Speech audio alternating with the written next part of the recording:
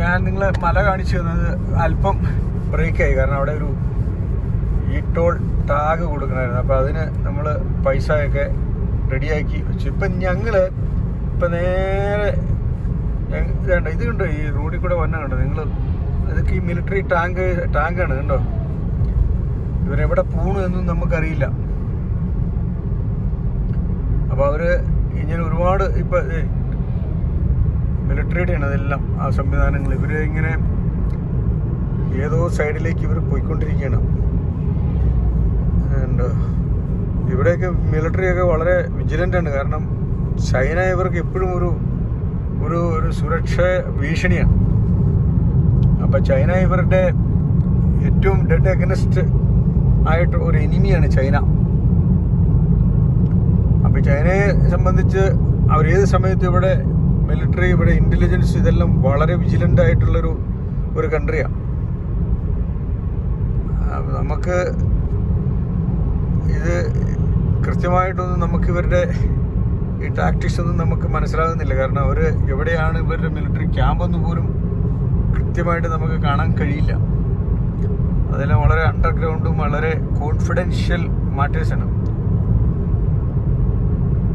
അപ്പോൾ അതൊരു കൺട്രിയുടെ നിലനിൽപ്പിൻ്റെ കാര്യമല്ലേ. ഇപ്പം ഞങ്ങൾ താമസിക്കുന്ന ഞങ്ങളുടെ ആ ഒരു Airbnb ഞങ്ങൾ ബുക്ക് ചെയ്തിട്ടുണ്ട്.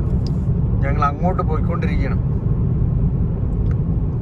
അപ്പോൾ ഇവിടെ ഇപ്പം നമുക്കറിയാം, ഇപ്പം ഇതുണ്ട് ഈ പോണ വഴികളിലെല്ലാം സ്നോ ഇങ്ങനെ വീണ് കിടക്കുക. അപ്പോൾ നിങ്ങൾക്കറിയാം ഇതിൻ്റെ ഔട്ട്സൈഡ് ടെമ്പറേച്ചർ ഇപ്പോൾ എത്രയുണ്ട്. ഇന്ന് രാവിലെ വീണ സ്നോയാണ്. ഈ സ്നോ ഇതുവരെ മാറിയിട്ടില്ല. അപ്പോൾ അതിനർത്ഥം എവിടെയെങ്കിലും ശരിക്കും സൂര്യപ്രകാശം എവിടെയെങ്കിലും വന്നിട്ടില്ല, അടിച്ചിട്ടില്ല.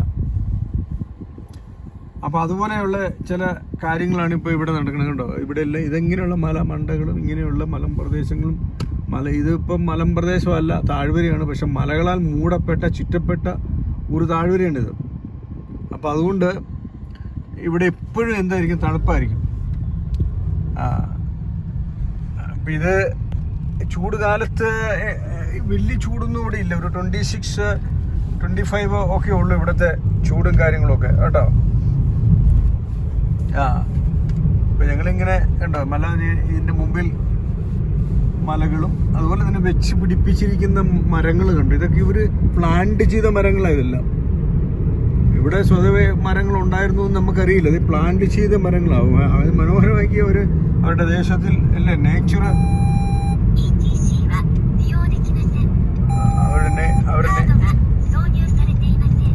അപ്പൊ അവരെ നേച്ചർ കംപ്ലീറ്റ് അവര് അതിനു വേണ്ടി ഉപയോഗിച്ചിരിക്കുകയാണ്. അപ്പൊ അവര് കാത്ത് പരിപാലിച്ചിട്ടുണ്ട്. ഇതിന്റെ മലമണ്ടകളിലൊക്കെ പല ബിൽഡിങ്സും ഒക്കെ നമുക്ക് കാണാൻ കഴിയും. ഇതൊക്കെ ഒരു പ്രകാരത്തിൽ നോക്കി അവരുടെ മിലിറ്ററിയുടെ ഒരു മിലിറ്ററി ബേസൊക്കെ ആണെന്ന് എനിക്ക് തോന്നുന്നു. എല്ലാ സ്ഥലങ്ങളിലും ഉണ്ട് അങ്ങനെയൊക്കെ വലിയ വലിയ ഉയർന്ന മലയുടെ മണ്ടകളിലൊക്കെ വലിയ ഈ ഇവരുടെ മിലിറ്ററി ബേസും. പക്ഷെ അതൊന്നും എഴുതിയൊന്നും വെച്ചിട്ടില്ല ഇവിടെ. അതൊക്കെ അവർ വളരെ കോൺഫിഡൻഷ്യലാണ്. ഉണ്ടോ, അതിനിടയ്ക്ക് ഒരുത്തൻ സൈക്കിളെ ഓട്ടിക്കൊണ്ട് പോകണമുണ്ടോ. ഇവിടെ ഒരു സൈക്ലിംഗ് എന്ന് പറഞ്ഞാൽ ഒരു വലിയ, ഇവിടുത്തെ ആളുകൾ മിക്കവാറും ഒക്കെ സൈക്കിളാണ് ഉപയോഗിക്കുന്നത്. ചെറുപ്പക്കാരും വലിയവരും ആണും പെണ്ണും ഒക്കെ. നമ്മൾ ടൗണിൽ ഏരിയയിലൊക്കെ പോയി കഴിഞ്ഞാൽ അത് തന്നെയാണ് മിലിറ്ററി ടാങ്ക് ഒരെണ്ണം വരണം. ഇങ്ങനെ ഓരോന്ന് വന്നുകൊണ്ടേയിരിക്കുകയാണ്. അപ്പം അത് ഇവരെങ്ങോട്ടോ ഒക്കെ ഇവർ പൊയ്ക്കൊണ്ട് ഉണ്ടോ, ഏതോ ഒരു ബേസ് മാറുന്നോ എങ്ങോട്ടോ പോവാണ്. അപ്പം ഇങ്ങനെ ഇപ്പം ഞങ്ങളൊരു ചെറിയൊരു വനം പോലെയുള്ള പ്രദേശങ്ങളിലൂടെ ഇങ്ങോട്ട് സഞ്ചരിച്ച്, എന്നാൽ ഇവിടെ ബസ് സർവീസും ഉണ്ട്. ഇതിന് എല്ലാ മൂലയ്ക്കും മുക്കിലും എല്ലാം ഇവിടെ ബസ്സും വരുന്നുണ്ട്. അപ്പം ബസ് സർവീസും കാര്യങ്ങളൊക്കെ ഉള്ള ഒരു സ്ഥലത്തോടെയാണ് ഞങ്ങൾ യാത്ര ചെയ്യണത് കേട്ടോ. ഞങ്ങളിപ്പോൾ കാറയിലാണ്. അപ്പോൾ ആ കാറയിൽ ഞങ്ങളുടെ Airbnb-യിലേക്ക് ഞങ്ങൾ പോയിക്കൊണ്ടിരിക്കുകയാണ്. ഏകദേശം ഇവിടെ 4-4:30 സമയമായി. ഞങ്ങൾ ഇതുവരെ എത്തിയിട്ടില്ല. ഞങ്ങൾ പെട്ടെന്ന് തന്നെ എത്തുമെന്നുള്ളൊരു വിശ്വാസത്തിൽ അങ്ങ് പോണു കേട്ടോ. ഏതായാലും നാവിഗേറ്റർ ഉള്ളതുകൊണ്ട് അതൊക്കെ വെച്ച് ഞങ്ങൾ പോണത് കണ്ടോ. ഇതിനിടയ്ക്ക് ഓട്ടക്കാരുണ്ട്, ഓടുന്ന ആൾക്കാരുണ്ട് ഈ വനത്തിൽ. പക്ഷേ വനത്തിൽ ആയിരിക്കും ഒരു പക്ഷേ ചിലപ്പോൾ ഈ മിലിറ്ററിയുടെ ബേസൊക്കെ അവരായിരിക്കും ഓടുന്നത്, അതും അറിയില്ല. അപ്പം അങ്ങനെയൊക്കെയുള്ള സംഭവങ്ങളാണ് ഇവിടെ നടക്കുന്നത് കേട്ടോ. അത് നിങ്ങൾ കണ്ടെന്ന് ഞാൻ വിശ്വസിക്കുകയാണ്. അപ്പോൾ ഇതൊക്കെ നല്ല മനോഹരമായിട്ട് ഒരു പണിത് വെച്ചിട്ടുണ്ട്. നല്ല നല്ല നല്ല രസമായിട്ട് എല്ലാ കാര്യങ്ങളും നല്ല നീറ്റ്. ജപ്പാൻ എന്ന് പറഞ്ഞാൽ പണ്ടൊക്കെ നമ്മൾ ഈ ജപ്പാൻ എന്ന് കേൾക്കുമ്പോൾ എനിക്ക് ആദ്യം ഓർമ്മ വന്നത് നമ്മുടെ നോക്കിയ മൊബൈലിനെ കുറിച്ചാണ്. നിങ്ങൾ അല്ലേ, ഒരു നോക്കിയ മൊബൈലുണ്ട്. ആ മൊബൈലായിരുന്നു അന്നത്തെ ആളുകളുടെ ഏറ്റവും വലിയ എന്തുവാ ഒരു അസറ്റ്. അന്നൊക്കെ വലിയ ഹരമായിരുന്നു ഒരു നോക്കിയ മൊബൈൽ. ആ വെയിറ്റുള്ള മൊബൈൽ കൈ പിടിക്കുക എന്നുള്ള ഒരു വലിയ ഹരമായിരുന്നു. ഇന്നിപ്പോൾ വെയിറ്റുള്ള പോയി. ഇന്നിപ്പോൾ ഏറ്റവും പത്തല ടൈപ്പ്, ഏറ്റവും ഫെദർ ടൈപ്പ് മൊബൈൽ ഉണ്ടോ എന്ന് ആളുകൾ നോക്കി നടക്കുന്നത്. അപ്പം ആ കാലഘട്ടത്തിൻ്റെ വ്യത്യാസങ്ങൾ അന്നും ഇന്നും ഒക്കെ ഒരുപാട് വ്യത്യാസങ്ങളായിപ്പോയി. ഇന്നിപ്പോൾ നോക്കിയ ഔട്ട് ഓഫ് ഇതായിപ്പോയി. അതിനിപ്പോൾ സ്മാർട്ട് ഫോണൊക്കെ വന്നാലും കാര്യമൊന്നുമില്ല. അത് ഓൾഡ് ഫാഷനായി ആൾക്കാർക്ക് ഇപ്പോൾ വേണ്ട അതൊന്നും. അപ്പോൾ ഇത് അന്ന് നമ്മൾ ഓർക്കുന്ന ജപ്പാൻ്റെ പ്രോഡക്റ്റൊക്കെ അന്ന് വലിയ ഡിമാൻഡാണ്. എന്ത് വന്നാലും സോണി ആയാലും ക്യാമറയാണെങ്കിലും, സോണി ക്യാമറയൊക്കെ ഉണ്ടല്ലോ, TV, ഇതിനൊക്കെ വലിയ പിടി, എന്താ പറയുക, വലിയ ബിസിനസ്. അപ്പോൾ ആ ഒരു കാലഘട്ടത്തിൽ അവരുടെ ടെക്നോളജി അത്ര കേമമായിരുന്നു. ഇന്നിപ്പം ചൈനീസ് ടെക്നോളജിയാണ് ഇന്ന് മിക്കവാറും ഒക്കെ എല്ലാ ഇടങ്ങളിലും ഉള്ളത്. അവരുടെ ചൈനീസിൻ്റെ കുറച്ചും കൂടെ ചീപ്പാണ് തന്നെ. അപ്പോൾ ഏതായാലും കണ്ടോ, ഇവിടെ ഇച്ചിരി ബിസിയസ്റ്റ് പ്ലേസ് ആണെന്ന് എനിക്ക് തോന്നുന്നു. കുറേ കാറുകൾ അധികമായിട്ട് അങ്ങോട്ടും ഇങ്ങോട്ടും ഒക്കെ വരുന്നുണ്ട്, പോകുന്നുണ്ട്. അപ്പോൾ ഈ പ്രദേശം ഇച്ചിരി ബിസി പ്ലേസ് ആണെന്ന് തോന്നുന്നുണ്ട്. ഇത് വനമാണെങ്കിലും ഇതിനിടയ്ക്കൂടെ എല്ലാം ആളുകൾക്ക് ടൂറിസ്റ്റുകളാണ് ഒരു പരിധിവരെ ഇവിടുത്തെ മെയിൻ ഈ റഷ് ഉണ്ടാക്കുന്ന കാറും ഒക്കെ ആയിട്ട് അവർ കാറൊക്കെ റെൻ്റ് എടുത്ത് അവരങ്ങനെ അങ്ങ് പോയി കാണുകയാണ് ഓരോ സ്ഥലങ്ങൾ. അപ്പോൾ ഇതൊക്കെ ഇവിടുത്തെ നാട്ടിൽ താമസിക്കുന്ന ആളുകളും ഉണ്ട് കേട്ടോ, ധാരാളം ഉണ്ട്. അവർക്കൊക്കെ സൈക്കിളും, അവരിങ്ങനെ വലിയ പോഷ് ആൾക്കാരൊന്നുമല്ല, വളരെ സിമ്പിളായിട്ട് ജീവിക്കുന്ന ആളുകളാണ് ഞാൻ കണ്ടോടത്തോളം. അപ്പം ഇപ്പം ഇങ്ങനെയാണ് ഇവിടുത്തെ ഒരു സ്ഥിതി വിശേഷം കേട്ടോ. ഇപ്പം ഞങ്ങൾ ഫുജിയോഷിഡ എന്ന് പറഞ്ഞ സിറ്റിയിലേക്ക് ഞങ്ങൾ കിടന്നു. ഫുജിയോഷിഡ എന്ന് പറഞ്ഞാൽ ഫുജിയുടെ ഓരോ ഭാഗങ്ങളാണ്. അപ്പോൾ ഫുജിയോഷിഡ എന്ന് പറഞ്ഞ ഒരു ചെറിയൊരു ഒരു 4 കോടി ഒരു മുക്ക് ഒരു പ്രദേശം.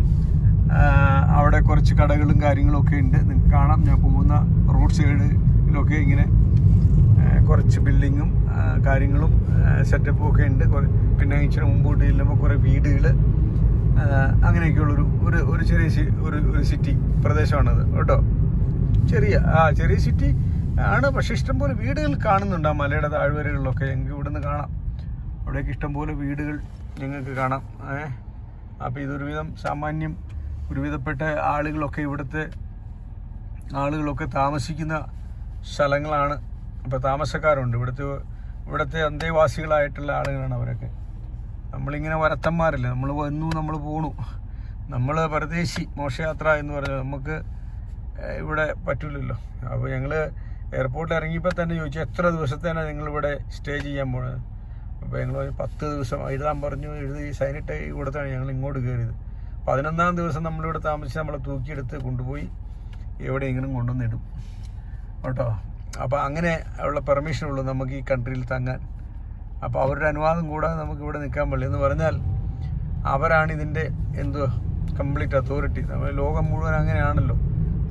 അമേരിക്കയുടെ ബൗണ്ടറി കിട്ടുന്നു, ഇന്ത്യയുടെ ബൗണ്ടറി കിട്ടുന്നു, ചൈനയുടെ ബൗണ്ടറി കിട്ടുന്നു. പക്ഷേ ഇതിൻ്റെ മുകളിലിരിക്കുന്ന ദൈവം തമ്പുരാൻ്റെ ആണ്. ഭൂമിയും ഈ ഭൂലോകവും ഒക്കെ ദൈവത്തിൻ്റെ കർത്താവിൻ്റെ ആണെന്നല്ലേ ബൈബിൾ പറയുന്നത്. അപ്പോൾ ഇത് മനുഷ്യൻ മറക്കുകയാണ്. ഇത് ദൈവത്തിൻ്റെ ആണ്, ദൈവം മനുഷ്യന് കൊടുത്തതാണ്, അനുഭവിക്കാൻ കൊടുത്ത ദാനമാണെന്നുള്ള കാര്യം മനുഷ്യൻ മറന്നിട്ട് ഇതെല്ലാം എൻ്റേതാണ് എന്നുള്ളൊരു ചിന്ത ആണ് മനുഷ്യനെ ഭരിക്കുന്നത്. ആ ചിന്ത വരുമ്പോൾ തന്നെ കഴിഞ്ഞില്ലേ. അപ്പോൾ അത് എനിക്കുള്ളതെല്ലാം മറ്റുള്ളവർക്കും കൂടെ ആണ് എന്നുള്ള ചിന്ത നമ്മെ ഭരിക്കുമ്പോൾ നമ്മൾ എന്തു ചെയ്യും? അതാണ് ദൈവസ്നേഹം. അപ്പോൾ അതിലല്ലോ, ദൈവത്തിന് നമ്മളെല്ലാം ഒരുപോലെയാണ്. നമ്മൾ ഇന്ത്യക്കാരനും ഒന്ന്, അമേരിക്കക്കാരനും ഒന്ന്, ജപ്പാനക്കാരനൊന്ന് അല്ലേ. ദൈവത്തിൻ്റെ ദൃഷ്ടിയിൽ നാം എല്ലാവരും ഒരേപോലെയാണ്, ഒരേ സമത്വം, ഒരേ രീതി. അതുകൊണ്ടാണല്ലോ ആണെന്നില്ല, പെണ്ണെന്നില്ല, യഹൂദനെന്നില്ല, യവനെന്നില്ല, എല്ലാവർക്കും ഒരേ സ്നേഹം, അതാ കർത്താവ് നമ്മെ സ്നേഹിച്ച സ്നേഹം. എല്ലാവർക്കും വേണ്ടി ക്രൂശിൽ മരിച്ച് അല്ലേ, തന്നെത്താൻ താഴ്ത്തി ക്രൂശിൽ മരിച്ച് ആ വില കൊടുത്ത് രക്തത്താൽ നമ്മളെ വീണ്ടെടുത്ത് കർത്താവിൻ്റെ സ്വന്തം മക്കളാക്കി നമ്മെ തീർത്തു എന്നുള്ള ഒരു വലിയ ഭാഗ്യമല്ലേ നമുക്കുള്ളത്. അതും നമുക്ക് നമ്മളല്ല, അതും നമ്മളുടെ യോഗ്യത കൊണ്ടൊന്നും ദൈവം നമ്മെ തിരഞ്ഞെടുത്തില്ല. നമ്മുടെ CV കണ്ടിട്ടോ, നമ്മുടെ CV-യുടെ മഹിമ കണ്ടിട്ടോ, അല്ലെങ്കിൽ ബയോഡാറ്റയുടെ മഹിമയൊന്നും കണ്ടിട്ടൊന്നും അല്ലല്ലോ, ഒന്നുമല്ല. നമ്മളോട് കരുണ തോന്നി കർത്താവ്, കൃപ തോന്നിയതുകൊണ്ടാണ്, കൃപ. അതുകൊണ്ടാണ് നിങ്ങൾ ലോകസ്ഥാപനം മുമ്പേ ദൈവം നമ്മെ കണ്ടു, നമ്മെ തിരഞ്ഞെടുത്തു എന്നുള്ളൊരു കാര്യമല്ല. നമുക്ക് എന്തെങ്കിലും പ്രശംസിക്കാനുണ്ടോ? തന്നെയല്ല, ഈ ലോകത്തിൽ ഇവർക്ക് ഇവിടെയൊക്കെ പ്രത്യാശ ഇവിടം കൊണ്ട് അവസാനം, ബുദ്ധിസമൊക്കെ പറയുന്നത് ഇവിടം കൊണ്ട് അവസാനിച്ചു, അനീഹിലേഷൻ. യഹോവാസാക്ഷികൾ പറയും പോലെ ഇവിടെ കൊണ്ട് അനീഹിലേഷനാണ്, ഇവിടെ കൊണ്ട് കാര്യങ്ങൾ അവസാനിച്ചെന്ന് അവർ പറയാം അല്ലേ. അപ്പം നമ്മെ സംബന്ധിച്ച് അങ്ങനെയല്ല, ഇവിടം കൊണ്ടൊന്നും കാര്യം അവസാനിച്ചില്ല. നമ്മെ സംബന്ധിച്ച് ഇവിടം കഴിയുമ്പം നമുക്ക് തുടങ്ങണമുള്ളൂ നിത്യവാസം. അതാ നമ്മുടെ കർത്താവ് നമ്മോട് പഠിപ്പിച്ചല്ലേ, ഞാൻ നിങ്ങൾക്കൊരു ഭവനം ഒരുക്കാൻ പോകുന്നു എന്നാണ് പറഞ്ഞത്. ഞാൻ ഇരിക്കുന്ന ഇടത്ത് നിങ്ങളെയും ഇരുത്തേണ്ടതിന് പിന്നെയും വന്ന് നിങ്ങളെ എൻ്റെ അടുക്കൽ ചേർത്തുകൊള്ളൂ എന്നാണ് കർത്താവ് പറഞ്ഞത് അല്ലേ. അപ്പം അതാണ് ദൈവത്തിൻ്റെ, കർത്താവിൻ്റെ പദ്ധതി. അപ്പം നമ്മുടെ ജീവിതം അവിടെ ആരംഭിക്കുന്നുള്ളൂ. ആ സ്വർഗീയ മനോഹരമായ ആ ലോകത്ത്, ഇതിനേക്കാളും ജപ്പാനേക്കാളും ബ്യൂട്ടിഫുള്ളായ ആ ലോകത്ത് നാം എന്ത് ചെയ്യും? കർത്താവിനോട് കൂടെ. അതാണല്ലോ പാട്ടുകാരൻ അല്ലേ, മുത്തുമയമായി വിളങ്ങും പട്ടണമാണാഥ പുത്തനമേറുശലേം തത്ര ശോഭിതം വീതിസ്വജ്ജസ്ഫടിക തുല്യം തങ്ക നിർമ്മിതമാം പട്ടണം അതിൻ്റെ ഭംഗി വർണ്യമല്ലവോ. വീതിസ്വജ്ജസ്ഫടിക തുല്യം തങ്ക നിർമ്മിതമാം പട്ടണം അതിൻ്റെ ഭംഗി വർണ്യമല്ലവോ. അല്പകാലം മാത്രം ഈ ഭൂവിലെ വാസം, സ്വർപ്പുരമാണെൻ്റെ നിത്യമാം വീട്, എൻ്റെ നിത്യമാം വീട് എന്ന് പറഞ്ഞാൽ പാട്ടുകാരൻ എഴുതി എത്ര ശ്രേഷ്ഠമല്ലേ. അല്പകാലം മാത്രം ഈ ഭൂവിലെ വാസം നമുക്കുള്ളെന്ന, എന്നാൽ നിത്യമായ ഒരു സ്ഥലമുണ്ട് അല്ലേ. സ്ഫടിക തുല്യം തങ്കനിർമ്മിതമായ ഒരു സ്വർഗരാജ്യം കർത്താവ് നമുക്കായി ഒരുക്കുന്നുണ്ട്. ആ രാജ്യത്തിന് വേണ്ടി നാം എന്ത് ചെയ്യണം? പോരാടണം. ശ്രേഷ്ഠമായി ആ രാജ്യത്തിന് വേണ്ടി വാഞ്ചിക്കണം. അതായിരിക്കട്ടെ നിങ്ങളുടെയും എൻ്റെയും ഒക്കെ ഹോപ്പ്, അതായിരിക്കട്ടെ പ്രതീക്ഷ, അതായിരിക്കട്ടെ പ്രത്യാശ, അതായിരിക്കട്ടെ. ദൈവം അതിനായി നമ്മെ സഹായിക്കട്ടെ സഹോദരന്മാരെ. അല്ലെ, ഈ പ്രത്യാശ ലഭിക്കാത്ത നിങ്ങൾ എന്ത് ചെയ്യണം? ഈ പ്രത്യാശ എന്ത് ചെയ്യണം? നിങ്ങൾ പ്രാപിക്കണം. ഈ പ്രത്യാശ നിങ്ങൾക്ക് ലഭിച്ചില്ലെങ്കിൽ ഈ പ്രത്യാശ നിങ്ങൾക്ക് എന്ത് ചെയ്യണം? നിങ്ങളത് പ്രാപിക്കണം കേട്ടോ. കർത്താവിലേക്ക് ഏൽപ്പിച്ചു കൊടുത്ത്, ആ കർത്താവിൻ നീതിയിലേക്ക് ഏൽപ്പിച്ചു കൊടുത്ത് അത് പ്രാപിപ്പാൻ ഒരു തക്ക അവസരമാണ് ഇത്. ദൈവം നിങ്ങളെ എല്ലാവരെയും സഹായിക്കട്ടെ എന്ന് ഞാൻ ആത്മാർത്ഥമായി പ്രാർത്ഥിക്കുന്നു. ഞങ്ങൾ ഇപ്പോൾ ഈ സിറ്റിയിലേക്ക് വന്നിരിക്കുകയാണ്. അവിടെ ഇവിടെയുണ്ട് റോഡ് പണികളൊക്കെ നടക്കണം. വളരെ ശ്രേഷ്ഠമായ ആളുകളാണ്, വളരെ നല്ല മനുഷ്യരാണ് ഇവിടെയുള്ളവർ. ഉണ്ടോ, അവർ റോഡ് പണി ടാറിങ് ഒക്കെ നടക്കണം. നല്ല ബ്യൂട്ടിഫുള്ളായി. ഇതൊക്കെ നല്ല അസലായിട്ട് നല്ല ഉറപ്പിച്ച് കിട്ടുന്ന സംഗതി. ഇത് പെട്ടെന്നൊന്നും പൊടിയില്ല. നമ്മുടെ നാട്ടിലെ ഉടായിപ്പ് ടാറിങ് ഒന്നുമല്ല ഇത്. ഇതെല്ലാം സ്ട്രോങ് ടാറിങ് ഒക്കെ അവർ നടത്തിയിട്ടുണ്ടോ. അവർ എത്രയോ ശ്രേഷ്ഠരാണ്. അവർ നന്നായിട്ട് വർക്ക് ചെയ്യുന്ന ഹാർഡ് വർക്കേഴ്സാണ് ആളുകളാണ്, പണിയെടുത്ത് ജീവിക്കുന്ന ആളുകൾ കേട്ടോ. അപ്പോൾ എന്തായാലും കൊള്ളാം. ഞങ്ങളിങ്ങനെ വന്ന് ഇവിടെ കിടക്കുന്നു. നിങ്ങൾ ഈ പട്ടണം കണ്ടു എന്ന് ഞങ്ങൾ വിശ്വസിക്കുന്നു. അപ്പോൾ നമുക്ക് അടുത്ത് കാണാം കേട്ടോ. അടുത്ത വീഡിയോ ഞാൻ അപ്ലോഡ് എത്രയും വേഗം ചെയ്യുന്നതായിരിക്കും. ഞങ്ങളിപ്പോഴേ ഒരു ട്രഡീഷണൽ വില്ലേജിൽ വന്നിരിക്കുന്നത്. ഇവരുടെ തനതായ ട്രഡീഷൻ. ഇതിന് സൈക്ക എന്ന ഒരു വില്ലേജ് എന്നാണ് പറയുന്നത്. സൈക്ക എന്ന വില്ലേജാണിത്. കണ്ടോ, പഴയ പുല്ലൊക്കെ ഇട്ട് മേഞ്ഞ വീടുകൾ. ഇതായിരുന്നു അവരുടെ പഴയ വീടുകൾ കേട്ടോ. പുല്ലൊക്കെ ഇട്ട് മേഞ്ഞ് കണ്ടോ. അതിനുള്ളിൽ ആ പുല്ലിൻ്റെ തിക്നെസ് നിങ്ങൾ കണ്ടിട്ടുണ്ടാവില്ല. നെയ്യ് കണ്ടോ. ഇതുപോലത്തെയുള്ള പുല്ലിട്ട് മേഞ്ഞിട്ടുള്ള വീടുകളാണ്. കണ്ട അതിനുള്ളിൽ കണ്ട ഇത് കോൺസ് തൂക്കിയിട്ടുണ്ട് ഇത് ചുറ്റും. അതെന്തിനാണെന്ന് എനിക്കറിയില്ല. കോൺസൊക്കെ തൂക്കി അവരുടെ പഴയ ട്രഡീഷണൽ വേ ആണ്. ഇതിങ്ങനെയായിരുന്നു അവരുടെ വീടുകൾ, പഴയ വീടുകൾ കേട്ടോ. നമ്മുടെ പണ്ടത്തെ വീടുകളും ഏകദേശമൊക്കെ ഇങ്ങനെയൊക്കെ തന്നെയായിരുന്നു. ഇത്രയും തിക്നെസ്സിലൊന്നും അല്ല മേഞ്ഞതെന്ന് മാത്രമേ ഉള്ളൂ. ഇതിപ്പോൾ നല്ല തിക്കായിട്ട് ഒരു മേഞ്ഞ് അത് വർഷങ്ങൾ അത് അങ്ങനെ ഇരിക്കുക. അങ്ങനെ എല്ലാ വർഷവും എടുത്ത് മേയേണ്ട കാര്യമൊന്നും ഇതിനില്ല. ഇതിങ്ങനെ വർഷങ്ങളായിട്ട് കിടന്നോളും കേട്ടോ. അതുകൊണ്ട് ഇതെല്ലാം ഇങ്ങനത്തെ വീടുകളാണ്. ഞങ്ങൾ ആ വീടുകളാണ് ഈ വീട് കാണാൻ വേണ്ടിയിട്ടാണ് ഇങ്ങോട്ട് വന്നത്. ഇതിനകത്തൊക്കെ നമുക്ക് കയറാം. അവരുടെ ട്രഡീഷണൽ വേ മുന്നേ ഇങ്ങനെയുള്ളതൊന്ന് കാണിച്ചു തരാമല്ലോ എന്നോർത്തിട്ടാണ്. ഇതിനുള്ളിൽ കയറി പല കാര്യങ്ങളും നമുക്ക് കാണാം.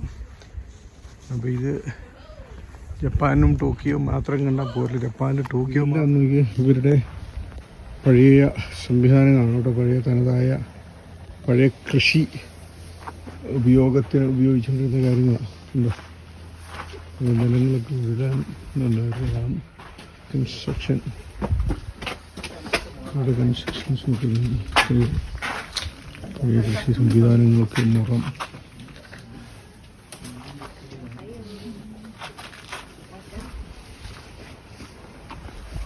ഇതെല്ലാം മുറിവും ഇതേ എല്ലാം മുളയെല്ലാം വെച്ച് കെട്ടി നമ്മുടെ പഴയ കാര്യ സംവിധാനങ്ങളായിരുന്നു ഇതെല്ലാം. ഉണ്ട് ആളുകളും ധാരാളം ഫോട്ടോയൊക്കെ എടുക്കുന്നു. ഇതേ പഴയ സംവിധാനങ്ങളാണ് ഇവിടെ എല്ലാം. ആളുകൾ ഫോട്ടോയൊക്കെ എടുക്കുന്നുണ്ട്. ധാരാളം ആളുകൾ വന്ന് ഫോട്ടോ എടുക്കുന്നു. Okay, please take off your shoes. Okay. Section of നമ്മുടെ പണ്ടത്തെ ഉരുളൊക്കെ ഇല്ല, ഉരുള് ഉണ്ടോ, അവരുടെ ഉരുളായിരുന്നു.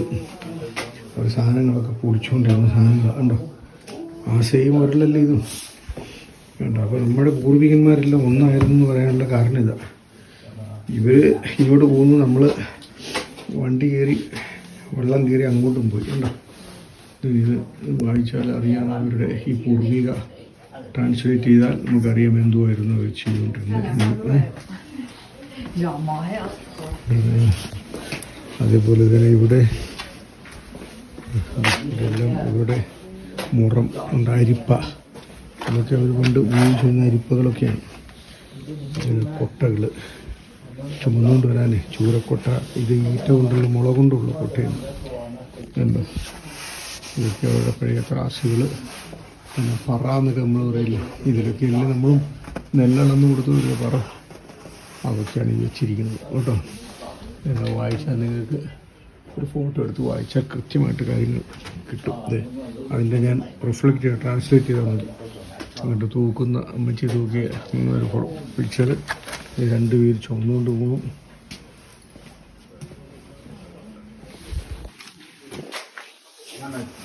ഇതെന്തുവാണെന്ന് എനിക്ക് മനസ്സിലാവുന്നില്ല. കിടക്കാനുള്ള സംവിധാനമല്ലോ അല്ല. ഇത് വെള്ളം അടിച്ചുകൊണ്ടിരുന്നതാണോ ഒന്നും അറിയില്ല. ഞാൻ ഇവിടെ എല്ലാം ചില എക്യുപ്മെൻറ്റ്സൊക്കെ ഉണ്ട്.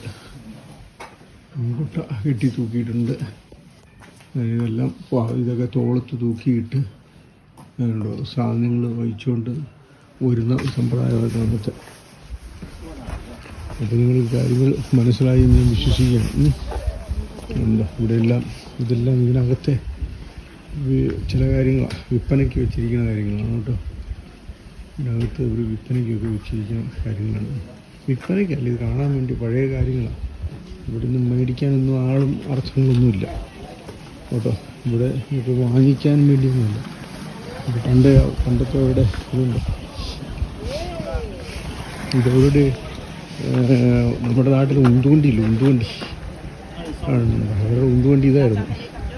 ഈ വണ്ടിക്കകത്താണ് അവർ കാര്യങ്ങൾ ഒക്കെ കൊണ്ടുവന്ന് ഞാൻ ഇച്ചിരി ക്ലിയറായിട്ട് കാണിച്ചു തരുന്നത്. ഇതിനകത്ത് കാര്യങ്ങൾ കൊണ്ടുവന്ന് ഈ ഉന്തുവണ്ടിയിലാണ് അവർ. ഈ ഉന്തുവണ്ടിക്കുള്ളിൽ അവർ കാരി തട്ടയൊക്കെ വയ്ക്കാൻ നമ്മൾ അത് മരം കൊണ്ട് തന്നെ അവരുണ്ടാക്കി. നമ്മളവരുടെ കാളവണ്ടിക്ക് പകരം അവരുടെ ഉന്തുവണ്ടി. ഇവിടെ കാളയൊന്നും നമ്മൾ കണ്ടിട്ടില്ല.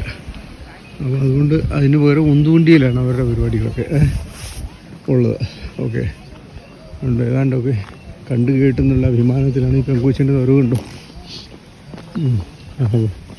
അപ്പോൾ നമ്മുടെ ഇവരുടെ പൂർവിക കാലത്തെ ഓർപ്പിക്കുന്ന ചില കാര്യങ്ങളാണ് ഇവിടെ കേട്ടോ. നമ്മൾ ആരായിരുന്നു എന്നുള്ള എന്ത് ചെയ്ത് മറന്നു പോകരുത്. നമ്മൾ പെട്ടെന്ന് മറന്നു പോകാനുള്ള ടെൻഡൻസി നമുക്കുണ്ടാവില്ല. നമ്മൾ ആരായിരുന്നു, നമ്മൾ എവിടെ നിന്നാണ് വന്നേ. ഇത് കണ്ടോ, ഇത് നമ്മുടെ നാട്ടിൽ അരിയൊക്കെ പൊടിച്ചുകൊണ്ടിരുന്ന മില്ലില്ലേ,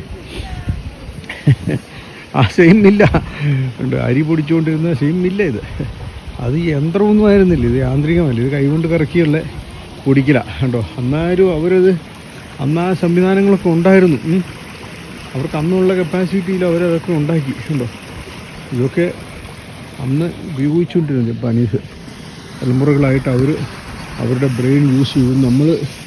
നമ്മുടെ ബ്രെയിൻ യൂസ് ചെയ്തോ എന്ന് നമുക്ക് സംശയം തോന്നും. നമ്മുടെ പൂർവികർ ഏതായാലും ഇതൊക്കെയായിരുന്നു നമ്മുടെ പൂർവിക ചരിത്രം. അപ്പോൾ ഏതായാലും നമ്മളെല്ലാം ഒരേ റൂട്ടിൽ നിന്ന് വന്ന് ആണ് എന്ന് നമ്മളെ ഓർമ്മിപ്പിക്കുകയാണ്. ഇവിടെയാണെങ്കിലും വെസ്റ്റ് ആണെങ്കിലും സൗത്ത് ആണെങ്കിലും ഈസ്റ്റ് ആണെങ്കിലും നോർത്ത് ആണെങ്കിലും ഈ ആളുകളെല്ലാം വന്നത് ഒരേ ഇതുണ്ട്. ഇത് എറോഷൻ കൺട്രോൾ മ്യൂസിയം, സബോ മ്യൂസിയമാണിത്. Sabo museum control. അവിടെയൊക്കെ എന്തൊക്കെയോ എഴുതി വെച്ചിട്ടുണ്ട്. This area use to be called Nemba Ashiwada village with 41 households. 41 വീടുകൾ ഇവിടെ പണ്ട് താമസിച്ചുകൊണ്ടിരുന്നതാണ് അവർ പറയുന്നത്. September 25, 1966 Nemba area has been heavily mud flowed, totally devastated by typhoon വന്ന് ഇതിനെ ഡിവാസ്റ്റ് ചെയ്ത് കംപ്ലീറ്റ്ലി നശിച്ചു പോയൊരിടം കൂടെയാണ്. Here in Sambo Museum, this lesson can be learned by exhibition of the mud flow disaster to prevent the same accident.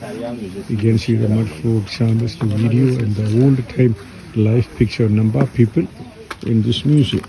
In the Namba people ഇവിടെ താമസിച്ചുകൊണ്ടിരുന്ന ആളുകളുടെ പഴയ ചരിത്രമൊക്കെ നമുക്ക് കാണാമെന്നാണ് പറയുന്നത്. അവരെങ്ങനെ താമസിച്ചു എന്നുള്ളതുണ്ട്. പഴയ ചരിത്രങ്ങളൊക്കെയാണ് ഇതിനകത്ത് വായിക്കാൻ നമുക്കറിയില്ല. അതുകൊണ്ട് ഞാൻ നിങ്ങൾക്കൊരു ഡിസാസ്റ്റർ വന്ന് ഇവിടെ കംപ്ലീറ്റ്ലി ഇവരെ കളഞ്ഞു കേട്ടോ. ഇവിടെ അടിച്ച് കളഞ്ഞ ഒരു ടൈഫൂൺ വന്നത് ഇവിടെ. ടൈഫൂൺ വന്ന് ഇവരെ മുഴുവനായിട്ട് അടിച്ച് കളഞ്ഞു എന്നാണ് പറയപ്പെടുന്നത് കേട്ടോ. ഓക്കെ, അപ്പോൾ ഇത് നമ്മൾ ഓർക്കേണ്ട ഒരു കാര്യം എന്താണെന്ന് ചോദിച്ചാൽ, നമ്മളെല്ലാം ഒരേ പ്ലേസിൽ വന്നവരാണ്. 2, നമ്മളെല്ലാം ഒരേ പ്ലേസിലേക്ക് പോകുന്നവരാണ്. 3, ഇവിടെ നിലനിൽക്കുന്നതും ശാശ്വതമായ ഒന്നുമില്ല. അത് വലിയവനായാലും ചെറിയവനാണെങ്കിലും കേട്ടോ.